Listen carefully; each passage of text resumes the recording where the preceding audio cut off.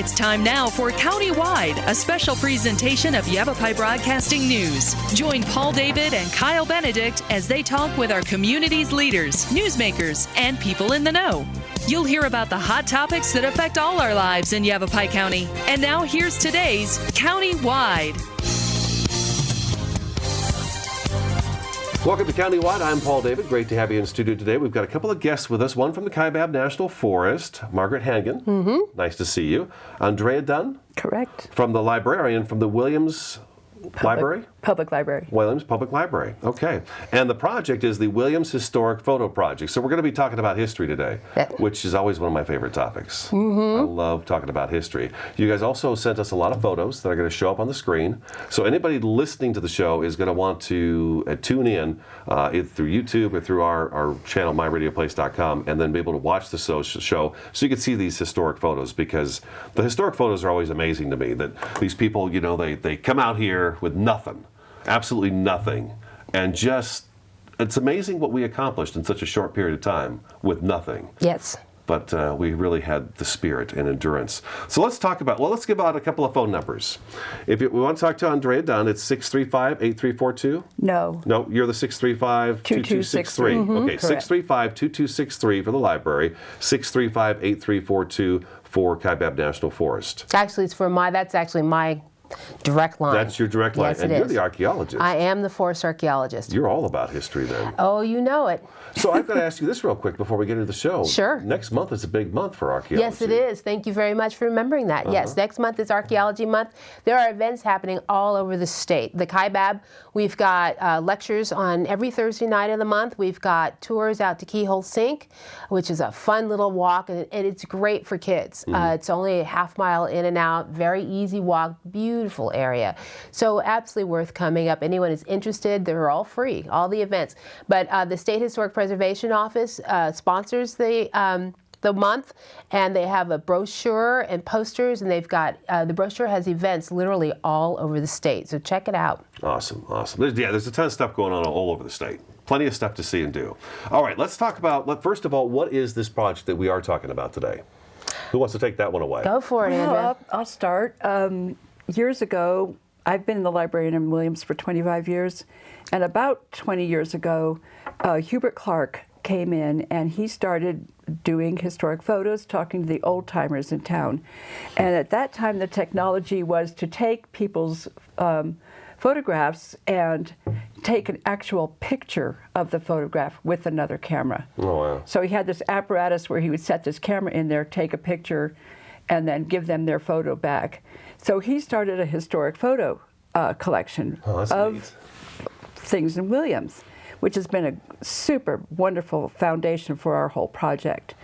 And then I don't know how many years ago you and I got together. It's been almost 5 years, I think. I think probably more than that. But we decided to get together and put together a historic photo project for Williams. We don't have a museum, and we have a bunch of old timers that are fading away.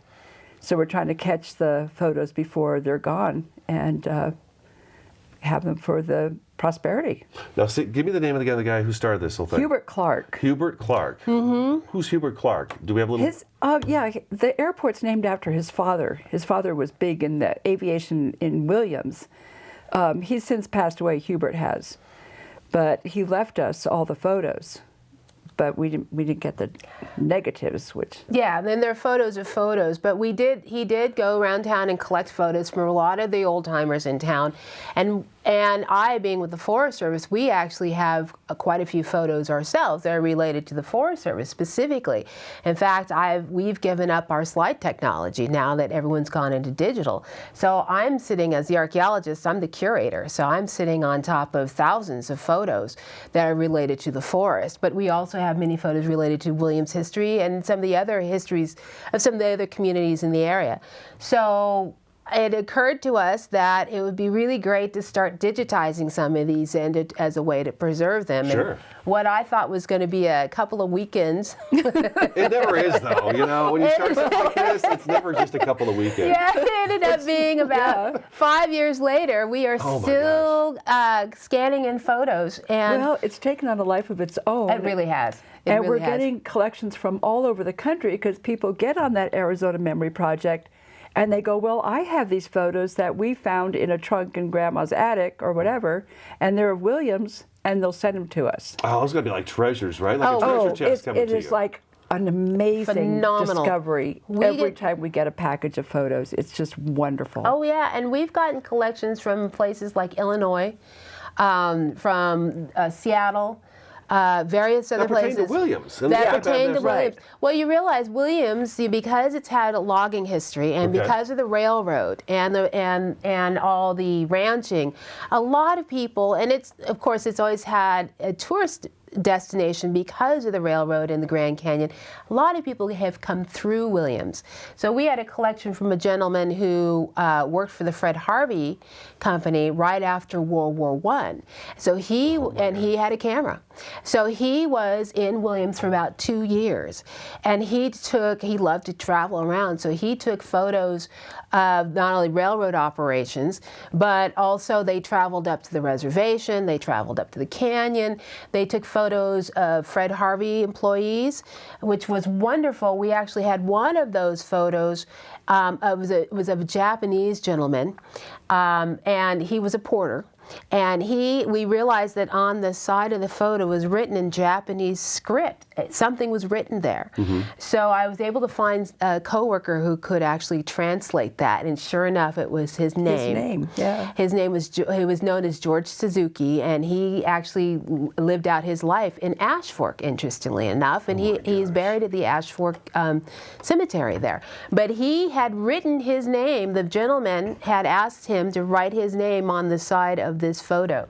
And this collection had been sitting in somebody's closet since the 1920s. We get stuff out of people's garbage cans. Literally. You know. That's amazing. Yeah, people will actually go dumpster diving for photos and bring them to us. You get people who pass away and the kids don't want anything to do with these photo collections, and sometimes they'll bring them straight to us, sometimes they'll pitch them and someone will find them, and we're just getting them from all over, and they're all absolute treasures.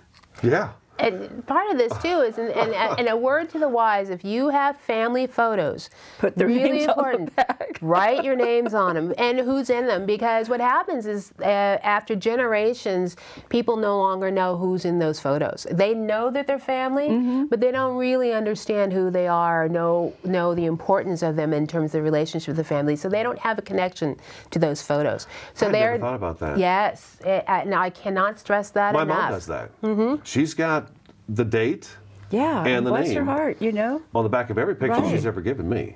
Right. The pictures of me. Especially Well, with I'll hand those down. And But the dates are real important They too. really are. We They have really to are. guess at the timing by their clothing and things like that of some of the photos. Thank goodness women's clothing changes rapidly.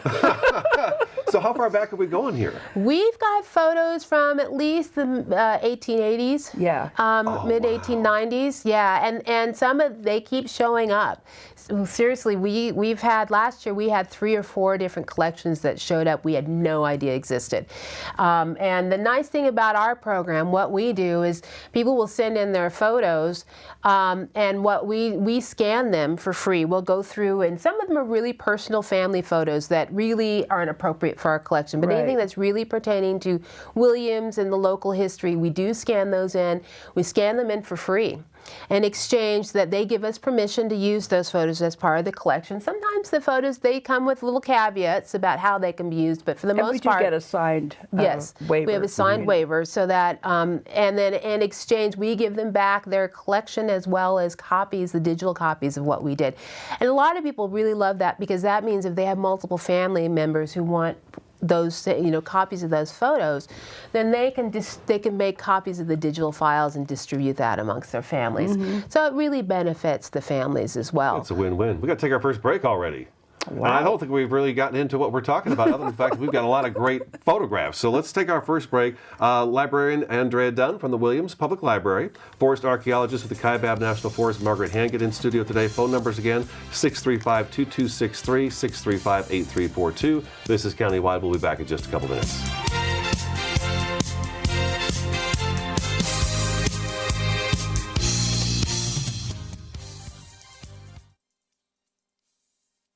If you may have prediabetes, you can do it here.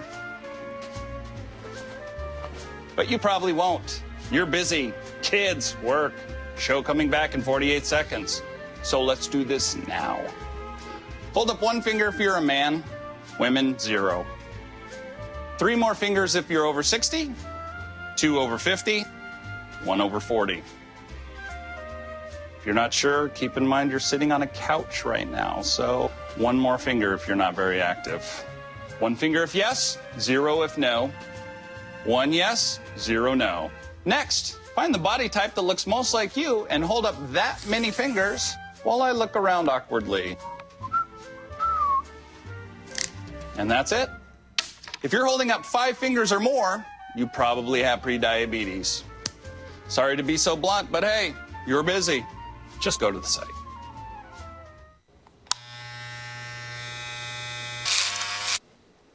You've messed up your son's haircut. Mom? Do you A, try to fix it? Like it never happened. B, work with what you got? Or C, show solidarity?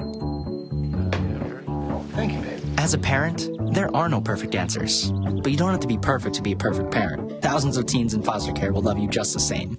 I'm Jenny Garth, and as a mother of 3, I know kids worry about a lot of things. Getting enough food to eat shouldn't be one of them. But here in America, that is a real worry for 1 in 5 children. This is unacceptable, and something Feeding America is working to solve. Through a nationwide network of food banks, Feeding America serves virtually every community in the United States, including yours. See how you can help your community. Visit feedingamerica.org. Together, we can solve hunger. Together, we're Feeding America.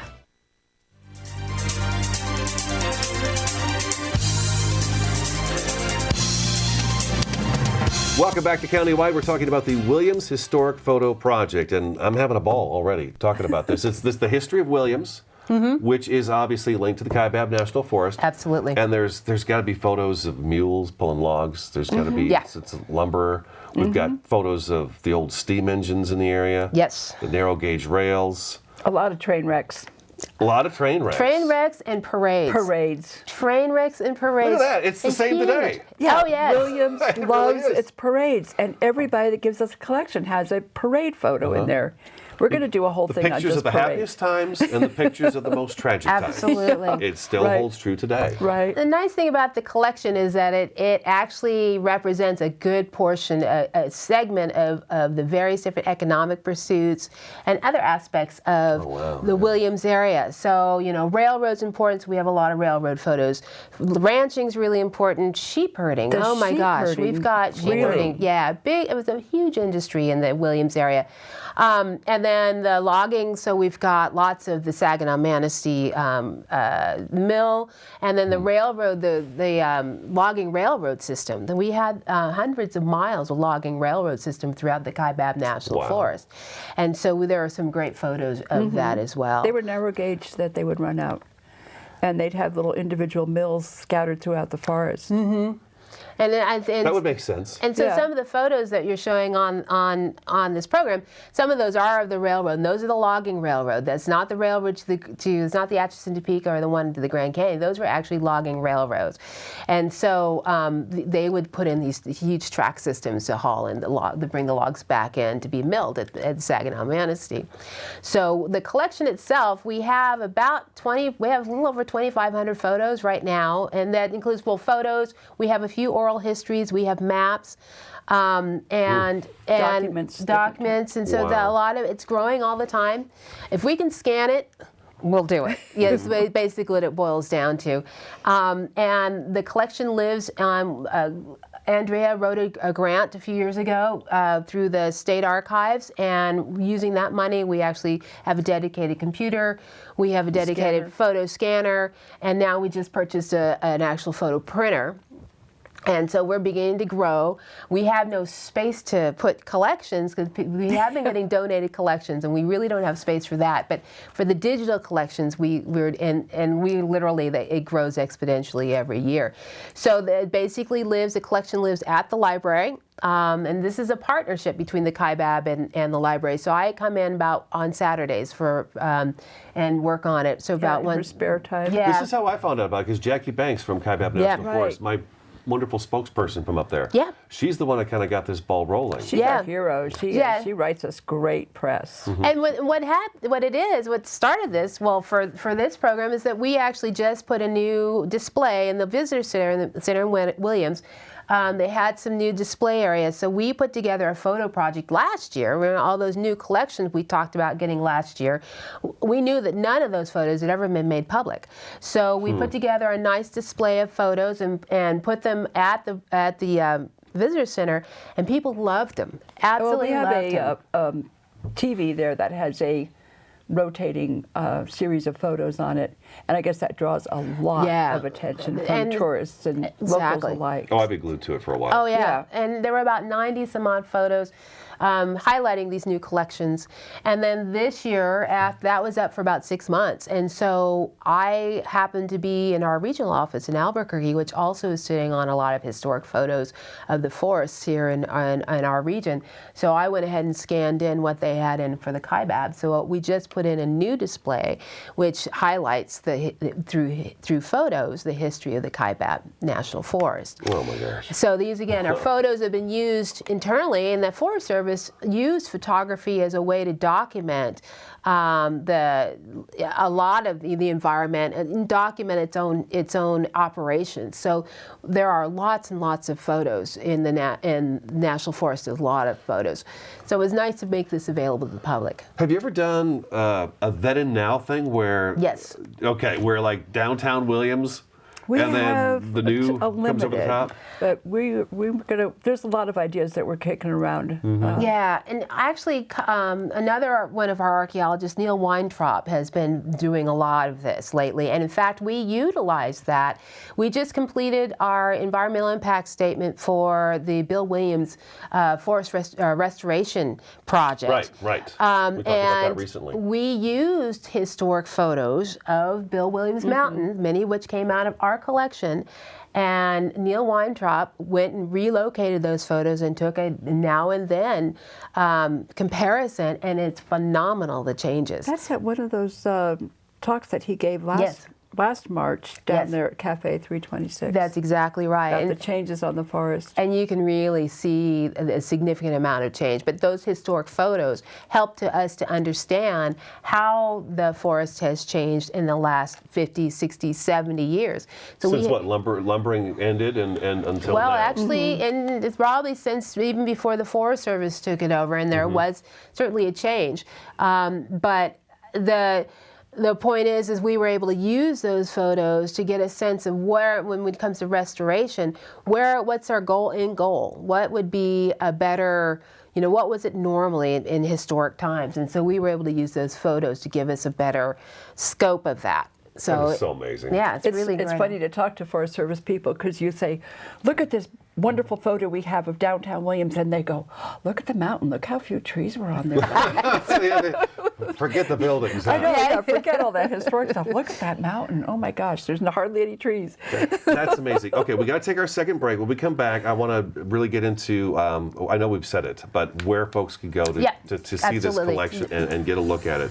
Phone numbers for you, 635-2263. Again, that's for Andrea. That's Andrea Dunn at the Williams Public Library. 635-8342. We'll put you in touch with Kaibab National Forest archaeologist Margaret Hankin. I'm Paul David. This is Countywide. Back in just a couple minutes.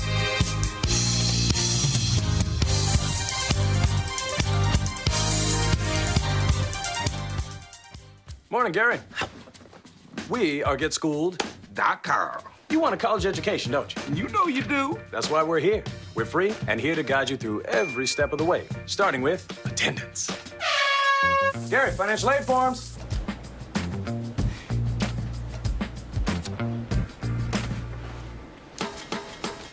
college, man. You and us. Go together like tacos and Tuesday. And I love tacos. Go to getschool.com.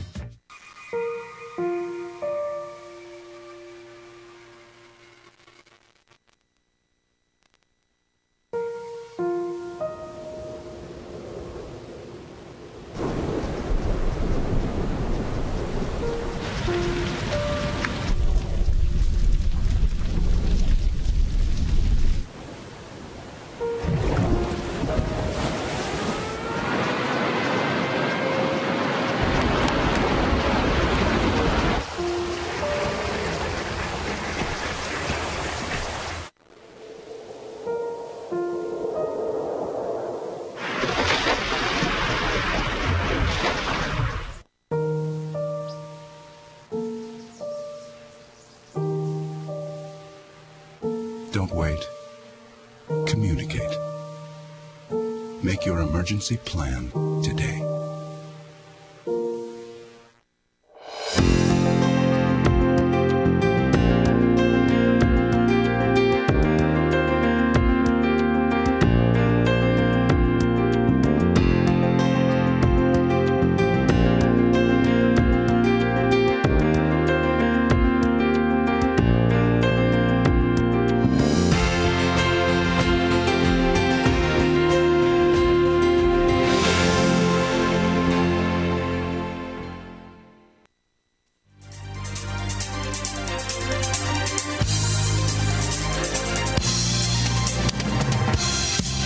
Welcome back to Countywide. Just a couple minutes left in the program. We've talked about all these great pictures, thousands upon thousands. They're still rolling in. So if you've got pictures that you don't know where they're from, I mean, how would I know if I found a box of photos?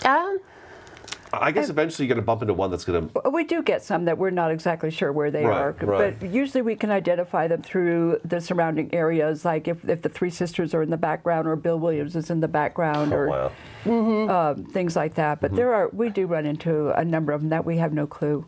Let's talk about these displays. Yes. They've been ongoing. Yes, they have. This is not the first one you've done. You've done them over the last couple of years? This is the second one we've done at the Visitor Center. We've done smaller displays throughout town for events and things like that. And then the big thing is that we also put 127 photos on the Arizona Memory Project, which is a digital archive managed by the state archives.